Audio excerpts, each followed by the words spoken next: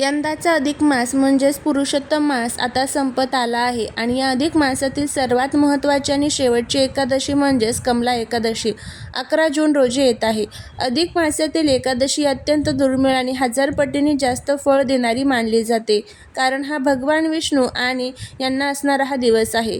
ही या अधिक मासातील शेवटची एकादशी असल्यामुळे या दिवशी विष्णूंची कृपा मिळवण्याची आपल्याकडे शेवटची आणि सुवर्ण संधी आहे.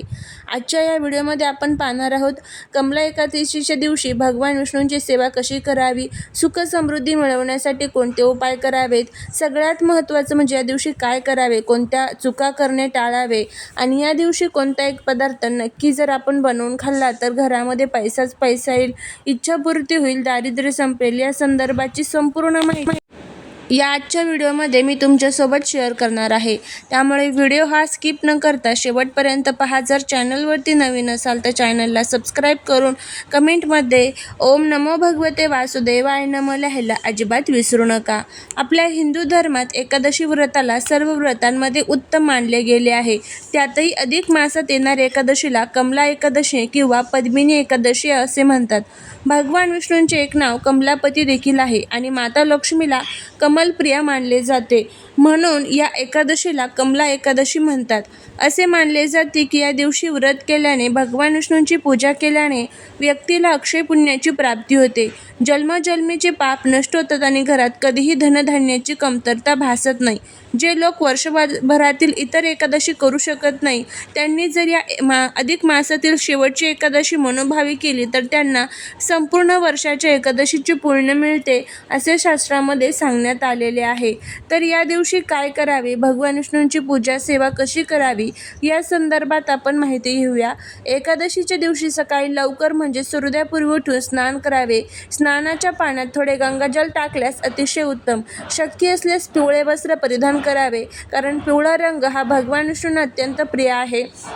देवघरासमोर बसून हातात थोडे जल आणि अक्षता घेऊन मी आज कमला एकादशीचे व्रत करत आहे, माझी पूजा विष्णूचरणी रुजू व्हावी अशा मनात संकल्प करावा. भगवान विष्णूंच्या किंवा बालकृष्णाच्या मूर्तीला पंचामृताने अभिषेक करा. त्यानंतर स्वच्छ पाण्याने आणि गंगाजलाने स्नान घालून मूर्ती स्वच्छ करावी. विष्णू भगवंतांना पिवळी फुले, चंदन, अक्षता, त्याचबरोबर एकादशीला अक्षताऐवजी तीळ वापरणे जास्त शुभ मानले जाते, त्यामुळे ते सुद्धा अर्पण करू शकता. सर्वात महत्त्वाची गोष्ट म्हणजे भगवान विष्णूंच्या नैवेद्यात तुळशीचे पान अवश्य ठेवावे.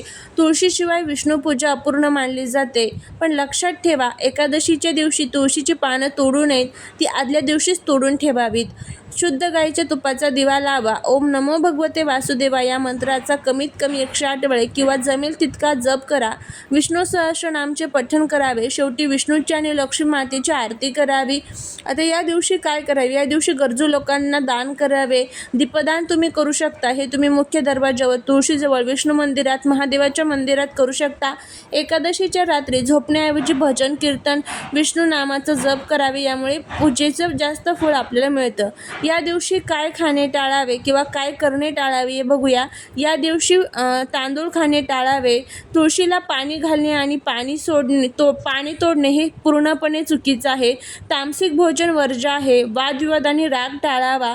केस किंवा नखे कापणे टाळावे. ही होती 11 जून रोजी येणाऱ्या अधिक मासातील शेवटच्या कमला एकादशीची संपूर्ण माहिती. अशा पद्धतीने हा संपूर्ण दिवस जो आहे तर तुम्हाला भगवान श्री विष्णूंच्या चरणी रुजू करायचा आहे. आता शास्त्रानुसार या अत्यंत शुभ दिवशी जर आपण आपल्या स्वयंपाकघरात भगवान विष्णू आणि माता लक्ष्मीला प्रिय असणारे काही पदार्थ बनवून त्याचा नैवेद्य दाखवला आणि ते पदार्थ स्वतः प्रसाद म्हणून खाल्ले तर घरात कधीही पैशांची कमतरता भासत नाही. गरिबी कायमची दूर होते आणि घरात पैसाच पैसा येतो. आजच्या या व्हिडिओमध्ये मी तुम्हाला अशाच 3 खास पदार्थांबद्दल सांगणार आहे जे तुम्ही या एकादशीला आवर्जून बनवले पाहिजेत आणि त्याचे धार्मिक महत्त्व काय आहे ते देखील आपण पाहणार आहोत. तर चला मग आता व्हिडिओला सुरुवात करूया. व्हिडिओ जर आवडला तर चॅनलला लाईक, शेअर आणि सबस्क्राईब करायला अजिबात विसरू नका. माता लक्ष्मीचा जन्म क्षीरसागरातून म्हणजेच दुधाच्या समुद्रातून झाला आहे, म्हणून दुधापासून बनवलेले पांढरे पदार्थ माता लक्ष्मीला अत्यंत प्रिय आहेत. दुसरीकडे मखाना हा देखील पाण्यात तयार होतो आणि त्याचे कमळाच्या फुलांशी थेट कनेक्शन आहे. माता लक्ष्मी स्वतः कमळावर विराजमान असते. म्हणून कमला एकादशीच्या दिवशी मखाण्याची खीर बनवून माता लक्ष्मीला भोग लावल्याने ती अत्यंत प्रसन्न होते. यामुळे घरात अडकलेला पैसा परत मिळतो आणि धनलाभाचे नवीन मार्ग मोकळे होतात.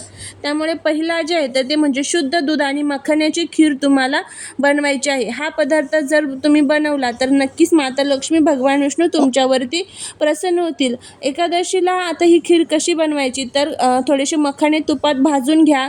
गूळ किंवा साखर आणि दूध जे आहे तर ते वापरून तुम्हाला ही खीर जी आहे तर ती बनवायची आहे. त्यानंतर साबुदाण्याची पिवळी खिचडी जी असते तर ती तुम्हाला बनवायची आहे. केसर आणि हळद घातलेली साबुदाण्याची पिवळी खिचडी किंवा उपवासाचा पिवळा शिरा, राजगिरा किंवा वरईचा हलवा हा जो पदार्थ आहे तर तो देखील तुम्ही बनवू शकतात.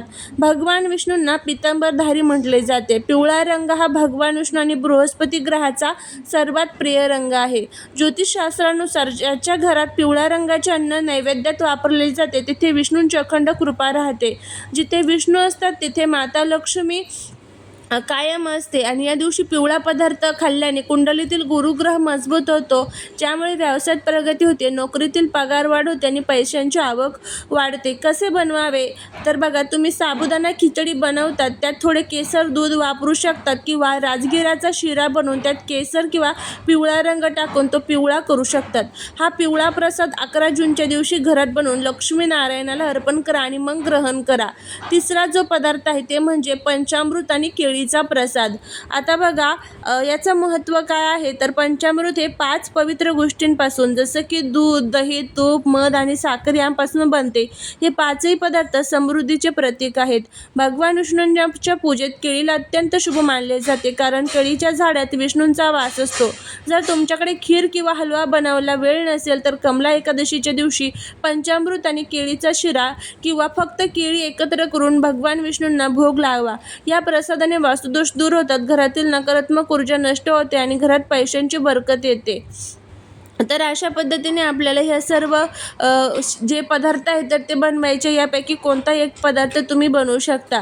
बघा, हे पदार्थ बनवताना एक गोष्ट खूप काटेकोरपणे लक्षात ठेवा. एकादशीच्या दिवशी स्वयंपाकघरात तांदूळ, गहू किंवा डाळींचा वापर करू नका. वरील सर्व पदार्थ पूर्णपणे उपवासाचे आणि सात्विक असले पाहिजेत. स्वयंपाक करताना मनात ओम नमो भगवते वासुदेवाय या मंत्राचा जप करत राहा. यामुळे अन्नामध्ये सकारात्मक ऊर्जा निर्माण होते. 11 जूनच्या पवित्र कमला एकादशीला तुमच्या आवडीनुसार या 3 पैकी कोणताही एक किंवा सर्व पदार्थ नक्की बनवा. विष्णू लक्ष्मीला मनोभावे नैवेद्य दाखवा आणि मगच खा. तुमच्या घरातील दारिद्र्य दूर होऊन सुख समृद्धी नक्की येईल. तुम्हाला ही माहिती कशी वाटली? तुम्ही या एकादशीला कोणता पदार्थ बनवणार आहात हे मला कमेंट करून नक्की सांगा. व्हिडिओ आवडला असल्यास लाईक करा. चॅनलवरती नवीन असाल तर चॅनलला सबस्क्राईब करून व्हिडिओला शेअर करा. त्याचबरोबर कमेंटमध्ये ओम नमो भगवते वासुदेवाय नमः किंवा जय माता लक्ष्मी किंवा जय लक्ष्मी नारायण लिहायला अजिबात विसरू नका. त्याचबरोबर हे सर्व पदार्थ जर तुम्हाला बनवणं शक्य झाले नाही तर कोणत्या एखाद्या पिवळ्या पदार्थाचा जसे की लाडू असतात, त्याचबरोबर आंबा असतो, असे जे काही पिवळे पदार्थ आहेत तर त्याचासुद्धा नैवेद्य तुम्ही दाखवू शकता. अशा पद्धतीने तुम्हाला हे सर्व गोष्टी ज्या आहेत तर त्या पाळायच्या आहेत, काही करायच्या आहेत. करून बघा, तुम्हाला याचा फायदा होईल. झालेली सेवा महाराजांच्या चरणी रुजू करते. व्हिडिओ जर आवडला तर लाईक, शेअर आणि सबस्क्राईब करायला विसरू नका. भेटूया पुढच्या एका छानशा नवीन व्हिडिओत एका नवीन माहितीसोबत. तोपर्यंत सर्वांना श्री स्वामी समर्थ.